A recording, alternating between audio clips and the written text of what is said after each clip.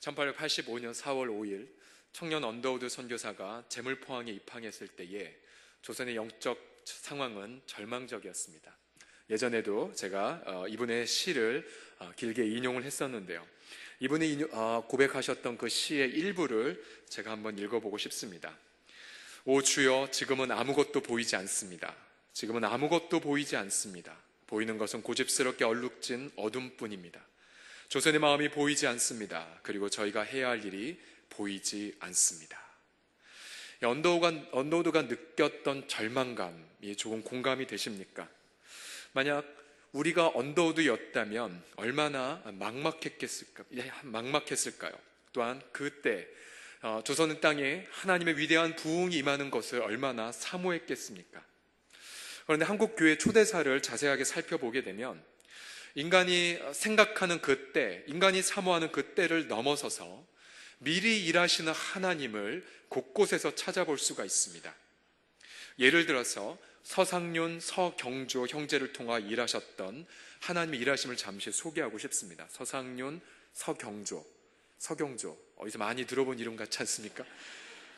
본래 이 두 사람은요, 홍삼을 파는 장사꾼이셨습니다. 1878년 장사를 위해서 만주 땅으로 갔는데요, 그만 서상륜 형제가 장티푸스에 걸렸습니다. 근데 이 병을 그 당시에 성경 번역 선교사로 만주에 있었던 존 로스라는 선교사가 자기가 잘 알고 있는 선교사님이 운영하는 병원에 이 형제를 인도합니다. 그리고 이 형제가 거기서 깨끗하게 치료를 받고요, 이것을 계기로 해서 이 두 형제가 예수 그리스도를 구주와 주님으로 영접합니다.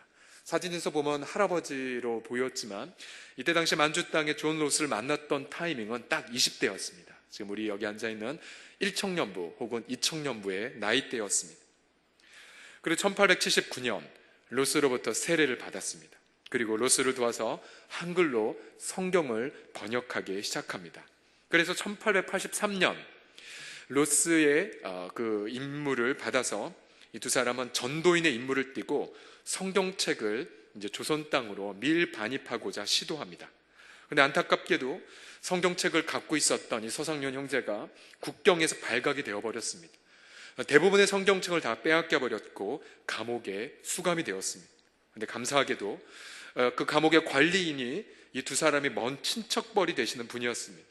그래서 하나님 미리 예비하신 은총처럼 이분의 도움을 받고 감옥을 탈출하고 남겨진 그 쪽복음 10여 권을 들고 이제 남쪽으로 내려갑니다. 내려가서 서울을 거점으로 자신의 고향 친척들에게 나누어 주었습니다.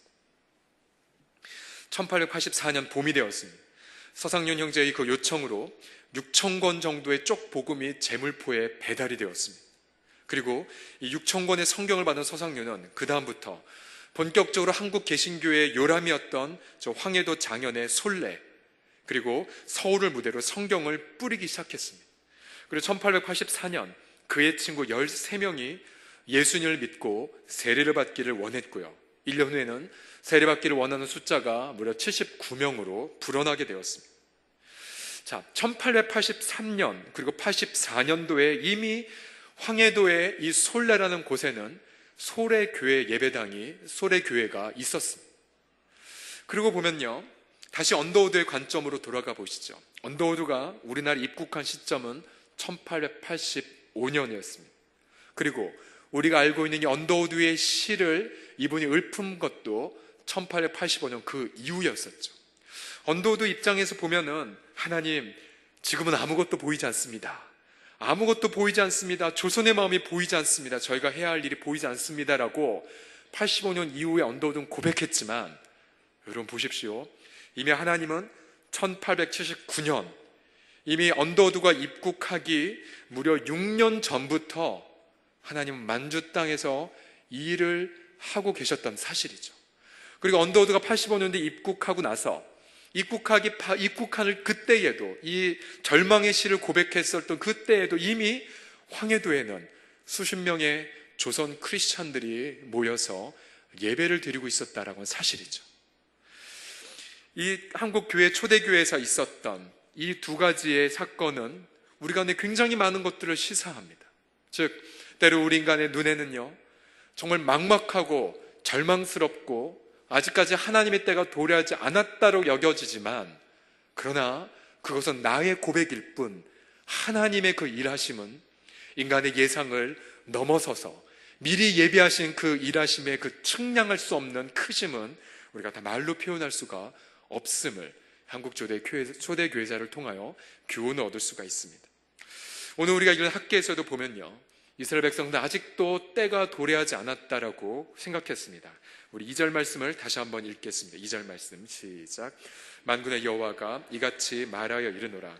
이 백성이 말하기를 여호와의 전을 건축할 시기가 이르지 아니하였다 하느니라. 이 사람들도 생각 속에 아직까지 성전을 건축할 시기는 오지 않았다고 생각했습니다. 이때가 기원전 520년경에 해당이 됩니다. 잠시 역사적 배경을 살펴보면요, 당시 이스라엘 백성들은 70년간의 바벨론 포로 생활을 마치고 약속의 땅으로 귀환했죠. 그때가 기원전 538년이었습니다. 그러니까요, 이 학개서가 기록된 시점이 기원전 520년, 그리고 이분들이 약속의 땅에 돌아온 시점이 538년, 538 빼기 520은 몇 년이죠? 몇 년이죠? 네, 어렵습니까? 538 빼기 520은 몇 년이죠? 크게 18년 동안. 그러니까 18년 동안 이분들은 성전을 건축하지 않은 채 계속해서 아직 때가 안 되었어 라고 생각했다는 것이죠. 538년에 하나님의 영에 감동된 고레스 왕은 칙서를 발표하죠. 에스라서 1장을 보게 되면 너희 이스라엘 백성들은 고향 땅으로 돌아가 하나님의 전을 건축하라고 이방 왕이 명령을 내립니다. 그러자 약 5만여 명의 이스라엘 백성들이 고향 땅으로 돌아가 성전을 짓고자 했습니다. 그리고 기초까지 놓는 데 성공합니다. 그러나 바로 이웃 민족들이 시기하고 방해하여 그들의 성전 짓는 것을 방해했고요, 또한 정치적인 방해 공작도 있었습니다. 그래서 백성들은 성전을 짓는 것을 포기해버립니다. 그리고 그때부터 무려 성전은 18년 동안, 약 20년 동안 방치가 되어버렸습니다. 그들은 여러 가지 타당한 이유를 들어서 아직까지 여호와의 전을 건축할 시기가 이르지 않았다고 결론을 내렸죠. 그때 주님은 이들에게 경고하셨습니다. 우리 4절에서 6절까지 말씀을 함께 읽겠습니다. 시작. 이 성전이 황폐하였거늘 너희가 이때에 그러므로 이제 만군의 여호와가 이같이 말하노라. 너희는 너희의 행위를 살필지니라. 너희가 많이 뿌릴지라도 수확이 적으며 먹을지라도 배부르지 못하며 마실지라도 흡족하지 못하며 입어도 따뜻하지 못하며 일꾼이 삭슬받아도 그것을 구멍 뚫어진 전대기에 넣음이 되느니라. 당시 이스라엘 백성들은요, 보시다시피 삶이 형통하지 않았습니다. 노력을 해도 성과가 적었습니다. 경제적 여건이 무척 척박했습니다. 성전은 황폐했지만 그러나 본문을 보시면 각각 자기 집을 짓는 데에 빨랐다라고 성경은 진단합니다. 9절을 보면 그들의 영적 상태를 다음과 같이 다시 반복하며 진단 내리고 있습니다. 내 집은 황폐하였으되, 즉 하나님의 성전은 황폐하였으되 너는 각각 자기의 집을 짓기 위하여 빨랐습니다. 결국 그들은 황폐하여졌던 성전을 놓고 자기 생업 또 자신의 가업을 세우기 위하여 열심히 했었기 때문에 그들의 삶에는 그다지 많은 열매가 맺혀지지 않았노라고 말씀하고 있습니다. 그래서 1장 8절에 드디어 그들에게 명령을 내립니다. 우리 1장 8절의 앞부분을 다 함께 읽겠습니다. 시작. 너는 산에 올라가서 나무를 가져다가 성전을 건축하라. 사랑하는 성도님들, 오늘 본문 말씀은 제가 우리 교회 부름을 받고 나서 얼마 안 있다가 받은 말씀이었습니다. 지난 1월 달에 우리 권찰의 임원, 우리가 사랑방 사역센터라고 이름을 새롭게 함께 병기하여 쓰고 있는데요, 우리 임원분들과 함께 만나서 식사 교제를 했었습니다. 우리 교회 사랑방 여러 가지 기도 제목과 상황들을 자세하게 들을 수가 있었습니다. 그리고 나서 하나님 앞에 기도하는 데에 마침 이 본문을 말씀 읽는 순서가 되었고요, 그러면서 이 4절에는 말씀, 여호와의 전을 건축할 시기가 되지 않았냐라고 말하는 이 백성들의 음성을 계속해서 하나님이 제 마음속에 깨닫게 하여 주셨습니다. 그러면서 제가 부름받아서 얼마 안 되었음에도 불구하고 나머지 부분들은 우리가 함께 기도하면서 천천히 변화시켜 가야겠지만은, 그러나 하나님의 성전에 대한 부분들은 지체할 수가 없다라는 결론을 내릴 수가 있었습니다. 많은 기도하는 분들도 제게 목사님 이 부분은 빨리 손을 대시고 빨리 이거는 해결하셔야 합니다라고 여러 가지 기도했던 마음들을 말씀해 주셨습니다. 그래서 저는 이 본문을 통하여서 우리가 가지고 있는 이 사랑방, 그리고 우리가 건축해야 될 성전에 대하여 우리는 즉각적인 순종과 즉각적인 변화를 해야 되는 것을 본문을 통하여서 결론을 내리게 되죠. 특별히 이 학개서 이 말씀은 많은 우리 일부 어떤 목사님들에 의하여서 이 성전을 우리의 건물 예배당으로 생각함으로 말미암아 결정적으로 신약 성경에서 말하고 있는 우리가 진정으로 건축해야 될 성전의 의미를 퇴색시켜 버렸던 안타까운 본문 중에 하나이지요. 성경은요, 우리가 가지고 있는 이 성전을 도대체 무엇이라 말하는지에 대하여 신약 성경을 보면은 이렇게 말합니다. 바로 우선은 예수님 자체가 하나님의 성전이라고 선포하죠. 말씀이 육신이 되어 우리 가운데 거하심에 우리가 그의 영광을 바라보니 은혜와 진리가 충만하더라고 요한복음 1장 14절에서 말하고 있죠. 먼저 예수 그리스도께서 하나님의 영광을 나타낸 성전이셨습니다. 그리고 예수님이 죽으시고 부활하시고 승천하시고 나서 그 성전의 역할을 누가 감당했습니까? 바로 예수님을 구주와 주님으로 모신 바로 우리가 되었습니다. 에베소서 2장 20에서 22절 말씀을 다 함께 읽겠습니다. 시작. 너희는 사도들과 선지자들의 터 위에 세우심을 입은 자라. 그리스도 예수께서 친히 모퉁이 돌이 되셨느니라. 그의 안에서 건물마다 서로 연결하여 주 안에서 성전이 되어가고 너희도 성령 안에서 하나님이 거하실 처소가 되기 위하여 그리스도 예수 안에서 함께 지어져 가느니라. 아멘. 이 말씀은 너무나 놀라운 말씀입니다. 우리 자신이 성전으로 지어져 가고 있다라고 말하고 있죠. 누가요? 바로 우리 자신이요. 우리 자신이. 이 본문을 다시 한번 자세히 보시면요, 먼저 예수 그리스도가 모퉁이 돌이 되셨다고 말합니다. 여기서 모퉁이 돌이 되었다는 뜻은 뭐냐면 예수 그리스도의 복음, 즉 우리의 죄를 위하여 죽으셨고 또 우리를 하나님의 자녀가 되기 위하여 부활하셨다는 그 소식, 그 복음을 듣고 마음을 열어 예수님을 구주와 주님을 영접한 그 순간 주님은 우리의 영원한 모퉁이 돌이 되십니다. 그리고 나는 하나님의 영광에 거하는 영원한 성전의 한 일부가 되는 것이죠. 그러면서 다시 한번 이 본문을 보시게 되면요, 너희가 서로 연결되어져 가고 주 안에서 성전이 되어가고 너희도 성령 안에서 하나님이 거하실 처소가 되기 위하여 그리스도 예수 안에서 함께 지어져 간다고 말합니다. 여기 끝에 보시게 되면 그리스도 예수가 또다시 등장되고요, 그 다음에 그 앞서 보시면 성령 안에서, 그리고 하나님이 거하실 처소, 하나님이 거하실 처소는 구약적 표현에 따르면 성전이지 않습니까? 성전. 너희가 성전이 되기 위하여 성령 안에서 그리고 그리스도 예수 안에서 함께 지어져 간다라고 말하고 있습니다. 이 본문 말씀은 너무너무 황홀한 신비입니다.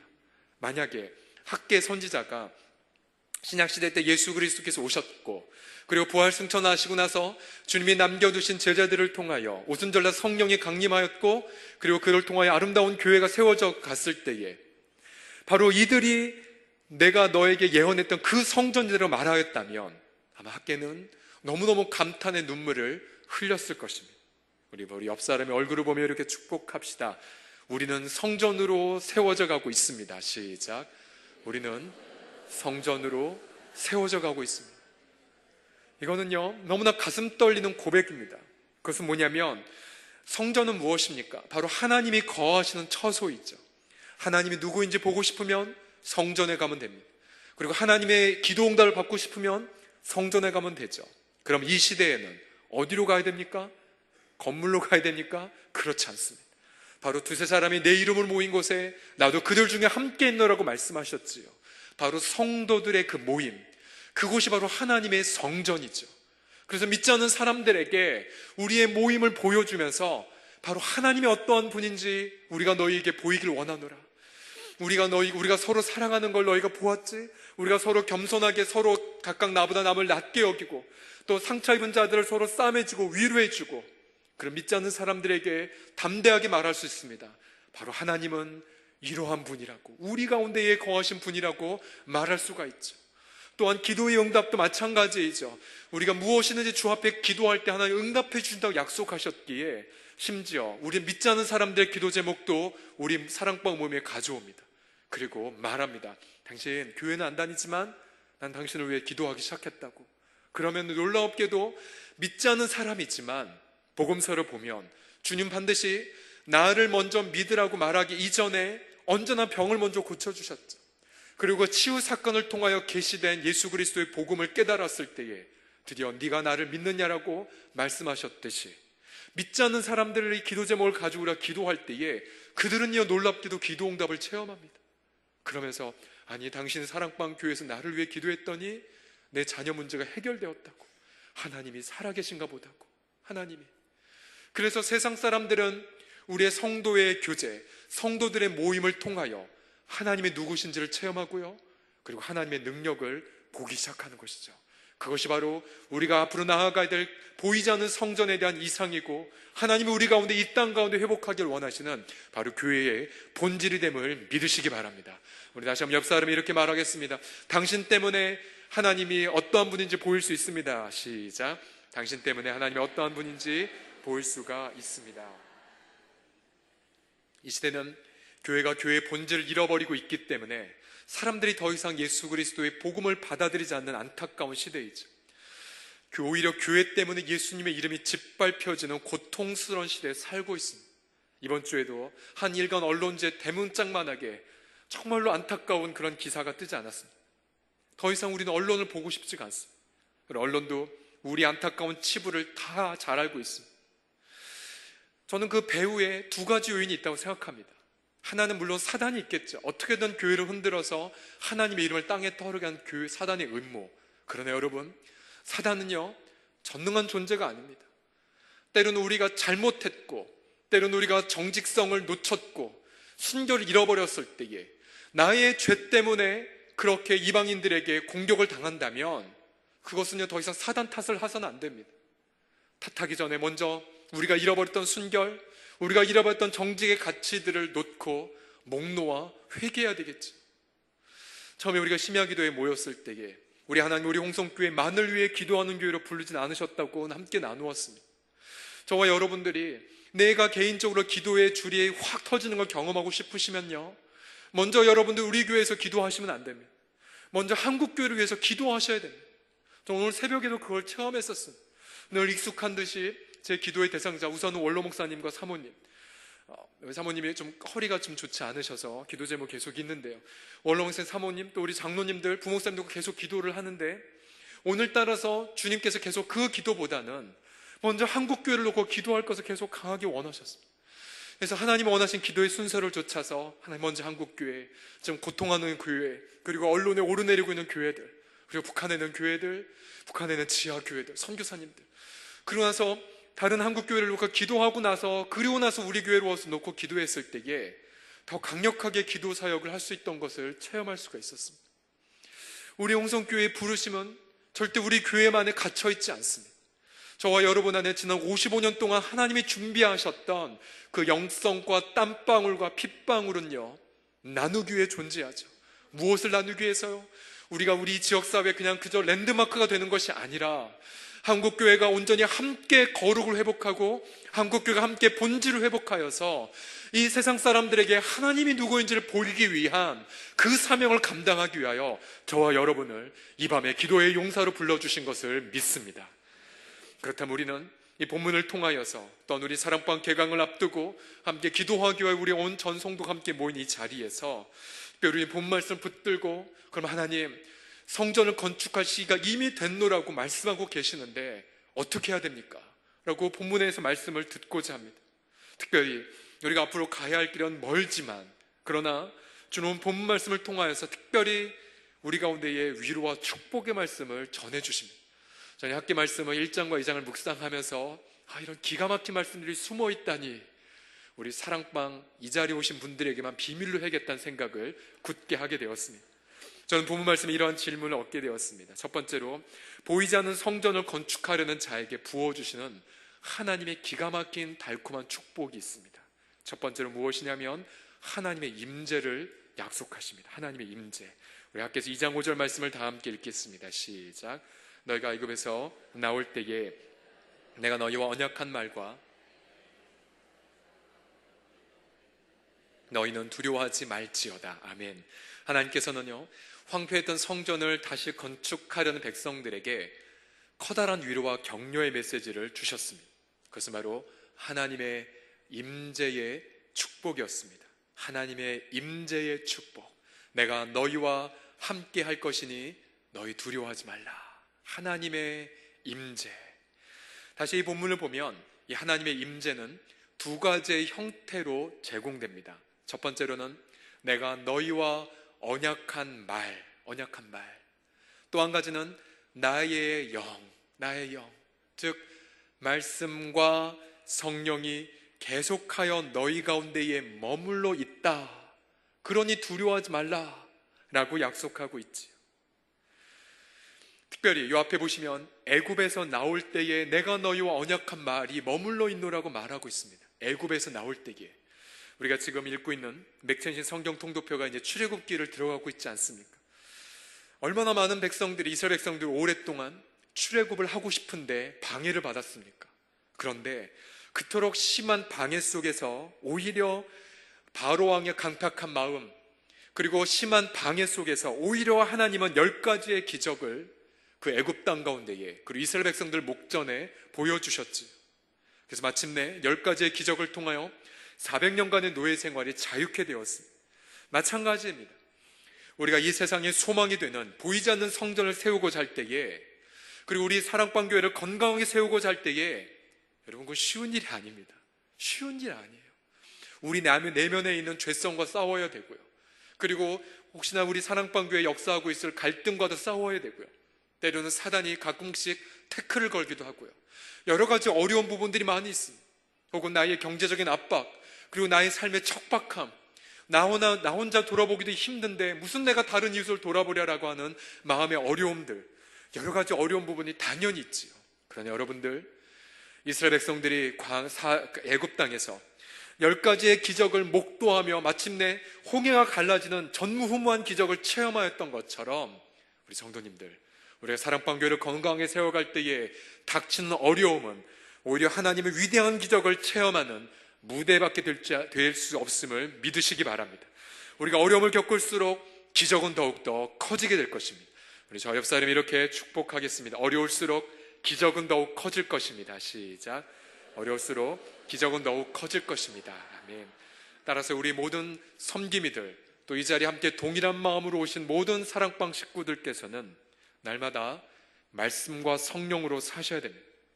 날마다 말씀을 묵상하시고 그 말씀을 좇아서 사랑방 교회와 또 맡겨진 영혼들을 위해서 기도하셔야만 합니다. 말씀 묵상과 중보기도, 이 두 가지만 철저하게 들어질 때에 우리는 우리 사랑방 교회를 인도하시는 성령님의 음성을 청종하게 되죠. 우리 요한계시록 2장 7절 말씀을 다 함께 읽겠습니다. 시작. 교회에 있는 자는 성령이 교회들에게 하시는 말씀을 들을지어다. 보십시오. 성령이 교회들에게 하시는 음성을 들을지어다. 모든 교회는 인간이 붙잡지 않습니다. 담임 목사가 핸들링하지 않습니다. 사람이 드라이브하지 않습니다. 전통과 역사가 교회를 이끌어가지 않습니다. 모든 교회는 예수님, 부활 승천하신 예수님이 그 교회에 촛대를 붙들고 인도해 주시지. 그래서 우리의 모든 지도자를 할 일은 주님 발 앞에 엎드려서 모든 주권을 하나님께 바치고 엎드려 성령님이 교회들에게 하시는 음성을 청종하셔야 됩니다. 이것은 온 교회를 향한 주의 음성을 들은 것뿐만 아니라 또한 자신이 속한 사랑방 교회를 향한 성령의 음성을 청종할 때도 적용되지요. 그래서 우리 계시록 2장 7절에 교회들 대신에 자신의 사랑방 이름을 넣어서 함께 똑같이 한번 읽어보도록 하겠습니다. 귀 있는 자는 성령이 자신의 사랑방 이름 넣어서 함께 읽겠습니다. 시작. 귀 있는 자는 성령이 무슨 사랑방 교회에게 하시는 말씀을 들을지어다. 우리 한 번만 더 외쳐보겠습니다. 시작. 귀 있는 자는 성령이 교회에게 하신 말씀을 들을지어다. 아멘. 저도 참으로 귀한 우리 교회 담임 목사로 사역하면서 때로는 부담과 고민을 경험할 때가 종종 있습니다. 그러면서 그때마다 하나님의 담임 목사로 부르시면서 처음 제게 주셨던 말씀, 시편 16편 말씀을 제 책상 앞에 이렇게 붙여놓고 날마다 묵상하고 있는데요. 그 말씀을 계속해서 바라봅니다. 내가 여호와를 항상 내 앞에 모시며 그가 나의 오른쪽에 계심으로 내가 흔들리지 아니하리로다. 주께서 생명의 길을 내게 보이시리니 주의 앞에는 충만한 기쁨이 있고 주의 오른쪽엔 영원한 즐거움이 있나이다. 할렐루야. 그래서 이 말씀 붙잡고 가끔 본당에 홀로 와서 부르짖습니다. 그때마다 우리 성도님들, 하나님의 부어주시는 은혜가 있어요. 제 마음속에는 염려, 걱정거리들이 오히려 기대와 확신으로 바뀌어지고 제 영혼이 어린아이처럼 기쁨으로 바뀌는 것들을 체험하게 됩니다. 그래서 가끔 제가 이 성전에서 저 혼자 이렇게 점프를 하며 하나님 찬양합니다라고, 춤은 아니지만은 좀 비스무리한 것으로 어린아이같이 하나님 앞에 감사를 고백하는 경우가 종종 있습니다. 그러면서 항상 함께 고백합니다. 아, 주님이 우리 교회를 붙들고 계시는구나. 성령님이 우리 모든 지도자들과 함께 역사하시는구나. 우리가 그 음성을 청종하는 데에 끝까지 승리하겠구나라는 결단들을 늘 언제나 하게 됩니다. 우리 사랑하는 성도님들, 우리 가운데 사랑방교회 개강을 앞두고 마음에 특별히 부담을 갖고 계신 분들이 계십니까? 그렇다면요, 부담 혹은 염려, 어려움, 스트레스, 이거 들고요, 골방 속으로 들어가십시오. 골방 속으로 들어가시면서 말씀 묵상하시고 맡겨진 영혼들과 사랑방 교회에서 기도하십시오. 그래도 염려가 풀리지 않으면 이웃 사랑방 교회 이름 불러가며 기도해 보십시오. 아니면 그것도 안 풀리면 교회 수첩 가지고 맨 앞에 있는 원로 목사님이 사진부터 저 뒤에 있는 우리 미화하는 집사님들 사진 다 보러 가면서 중보기도 해보십시오. 언제까지요?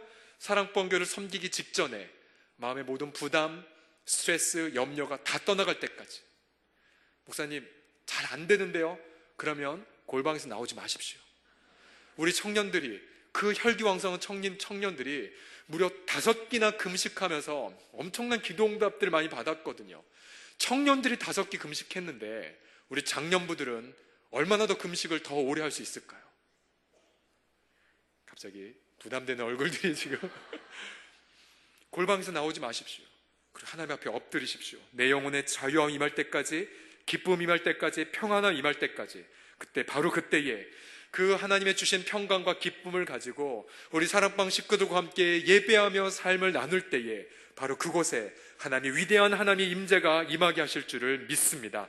하나님 평강 임하게 될 줄을 믿습니다. 하나님의 치유와 위로가 임하게 될 줄을 믿습니다. 그래서 지난 방학 동안에 친천이었던 우리 사랑방 식구들이 사랑방 교회에 왔을 때에 처음으로 우리 섬김이에게 하는 말이, 섬김이님, 우리 사랑방이 뭔가 달라졌어요.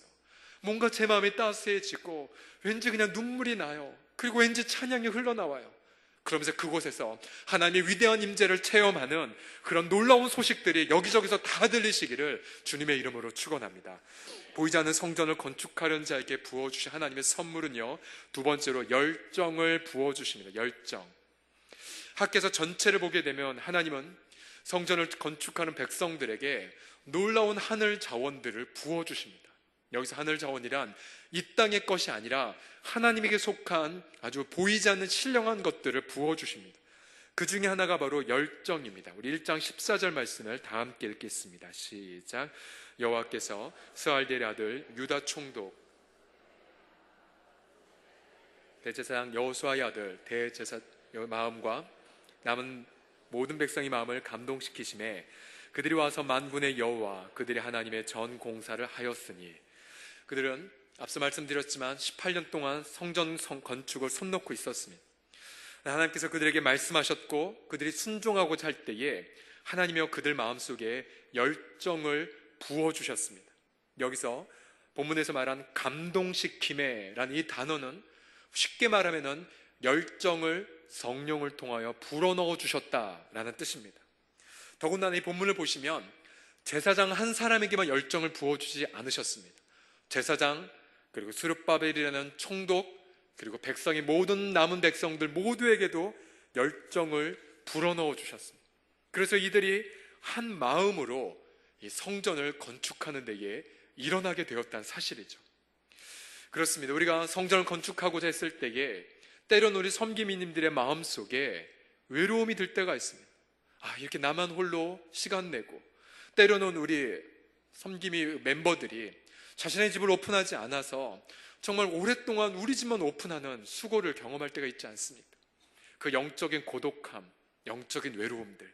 그런데요, 앞서 보았던 언더우드 선교사도 영적인 적막함을 느꼈을 때에 이미 하나님은 앞에 2명의 형제를 준비하셔서 언더우드 선교사가 기도 마치기도 전에 이미 응답을 하나님이 준비하셨던 것처럼 우리 사랑하는 성도님들, 이미 하나님은 우리의 성도들의 마음속에 열정을 불어넣어 주신 것을 믿으시기 바랍니다. 외로워하지 마십시오. 하나님이 이미 마음을 불어넣어 주셨습니다. 더군다나 이 보이지 않는 성전을 건축하는 것은 어느 한 명에게만 할당된 몫이 결코 아닙니다. 신약성경은, 아니 우리 2000년의 기독교 역사를 보면 목사들에 의해서만 이 역사가 진행되지 않았습니다. 우리 한국교회사도 성직자들에 의해서만 진행되지 않았습니다. 오히려 수많은 많은 평신도들이 정말 보이지 않는 성전을 세우기 위한 열정으로 나아갔을 때에 한국교회가 얼마나 많은 부흥의 역사를 체험했습니까? 그래서 하나님께서 우리 모든 백성들에게 이런 위대한 열정을 불어넣어 주신 것을 믿고 용기를 갖고 기쁨으로 담대하게 나아가시는 저와 여러분이 되기를 주의 이름으로 축복합니다. 또 특별히 어제 말씀드렸다시피 우리 모든 성도들은 우리가 천국에 가는데 저 부활산 우리의 묘비명을 남길 때에 이런 묘비명에 자신의 이름이 써있다고 생각해 보십시오. 아무개 집사, 사랑방 교회를 30개밖에 개척하지 못하다. 아무개 집사님, 사랑방 교회를 개척하고 마을을 개척하다. 다른 직함도 필요 없이, 심지어 다른 직분도 없지만은, 그러나 이 세상을 변화시키는 보이지 않는 성전들을 그렇게 세워가면서 이 세상의 소망이 되었다라고 하는 그 평가를 받을 때에 저는 그 평가야말로 하나님이 기뻐하시는, 하나님이 흥분을 가져오게 하시는 그런 아름다운 그런 평가가 될 줄을 저는 믿습니다. 저는 우리 사랑방교회를 통하여서 하나님이 어떠한 일 행하실지 전 너무나 기대가 됩니다. 최근에 그 부산 호산나교회로 부름받은 모 목사님께서 그렇게 말씀하셨다고 합니다. 그 목사님이 굉장히 성격도 막 다혈질이고 막 공격적인 분이셔서 부임해갖고 얼마 안 있다가 이렇게 말씀하셨다고 합니다. 여러분들이 저를 평가하고 있지요. 그러나 저도 여러분을 평가하고 있다고 사실을 잊지 마십시오 라고 담대하게 말했다고 합니다. 제가 그 얘기를 듣고는 나는 절대 그렇게 못한다고, 또 제 성품상 저는 그렇게 여러분에게 하지 못합니다. 그렇지만 저는 여러분들이 어떤 기대감을 갖고 있냐면요, 여러분 안에 있는 자연적인 하나님 주신 것이 아니라 성령님이 지난 55년 동안 준비하셨던 그 위대한 영적 자원들을 저는 보고 있습니다. 단 2달 있었는데도 불구하고 제 마음속에 벌써 흥분이 됩니다. 과연 어디까지 우리 성도들이 할 수 있을까? 하나님이 이미 섭리적으로 준비하신 그 은혜와 은총들이 얼마나 클까 생각하면요, 전 너무나 흥분이 돼요. 너무나 흥분이 돼요. 우리 옆 사람 보면서 저도 흥분이 됩니다. 한번 얘기해 보십시오. 마지막으로 우리 보이지 않는 성전, 곧 사랑방교를 건축하려는 자에게 부어준 하나님의 선물은 무엇이냐면 능력입니다. 능력. 우리 2장 4절 말씀을 함께 읽겠습니다. 시작. 그러나 여호와가 이르노라 스룹바벨아 스스로 굳세게 할지어다. 여호사닥의 아들 대제사장 여호수아야 스스로 굳세게 할지어다. 여호와의 말이니라. 이 땅 모든 백성아 스스로 굳세게 하며 일할지어다. 내가 너희와 함께하노라. 만군의 여호와의 말이니라. 아멘. 여기서도 보시면 주님은 3번씩 말씀하셨죠. 제사장, 그리고 스룹바벨이라는 총독, 그리고 이 땅의 모든 백성. 우리로 치면 딱 그 말씀인 것 같습니다. 교육자들, 또 우리 장로님들, 또 우리 모든 성도들. 그래서 주님이 이렇게 말씀하시죠. 스스로 굳세게 할지어다. 여러분, 하나님이 말씀하시면 그 말씀대로 그대로 되어집니다. 백성들에게 하나님이 스스로 굳세게 할지어다 말씀하시면 그들은 그대로 동일하게 하나님의 능력을 체험하는 것이죠. 그래서 하나님이 주신 능력을 붙잡고 그들은 다시 성전을 건축하며 힘차게 행진했던 것입니다. 사도 바울도 전 로마를 변화시켰던 교회들을 세워가면서 이렇게 간증하지 않았습니까? 우리 골로새 1장 29절 말씀을 함께 읽겠습니다. 시작. 이를 위하여 나도 내 속에서 능력으로 역사하신 이의 역사를 따라 힘을 다하여 수고하노라. 아멘. 바울의 그 고백, 자기 속에서 능력으로 역사하시는 이, 그것은 바로 부활하신 예수 그리스도를 뜻합니다. 자신의 속에 예수님의 부활의 능력이 역사되고 있습니다. 죽음을 이기신 예수님, 죄악을 용서하신 예수님, 모든 사단을 깨뜨리신 예수님, 그 예수님의 능력이 사도 바울에 역사하였고 그로 하여금 전 로마를 변화시킨 교회를 세워가겠죠. 동일하게 그 예수 그리스도의 부활의 능력이 우리 서울홍성교회 가운데에 우리 모든 성도들의 심령 속에 지금도 임하고 있음을 믿으시기 바랍니다. 그래서 우리는 그 능력을 좇아서 아름다운 사랑방교회를 세워가게 되는 것이지요. 할렐루야. 그래서 우리 하나님은 하나님의 임재, 그리고 열정, 그리고 능력을 부어주시면서 우리 아름다운 교회들을 세워가게 되는 것입니다. 앞에서 저는 언더우드 선교사 입국하기 전에 이미 서상현 서경주 형제를 통해 교회가 세워지고 있다는 것을 말씀드렸죠. 하나님의 섭리는 그것으로 끝나지 않습니다. 언더우드 선교사가 85년도 입국했고 서상현 서경주 형제를 만났습니다. 만났고요, 소식을 들었습니다. 자신이 입국하기 전에 수년 전에 저 황해도 솔레에 교회가 있다는 소식을 들었습니다. 이 선교사는 감격했습니다. 그리고 이 사람들의 요청을 쫓아서 1887년 선교사님 입국하고 나서 이제 한국말이 조금 되기 시점인 87년도에 7명에게 세례를 베풉니다. 그리고 87년도 9월 27일 드디어 세문안 교회가 설립됩니다. 그리고 그 설립 멤버 14명 중에 무려 13명은요 모두가 다 이 두 형제를 통하여 복음을 듣고 예수님을 영접한 사람이었습니다. 14명 중에 13명이 이 형제들에 의해 준비된 사람이었었습니다.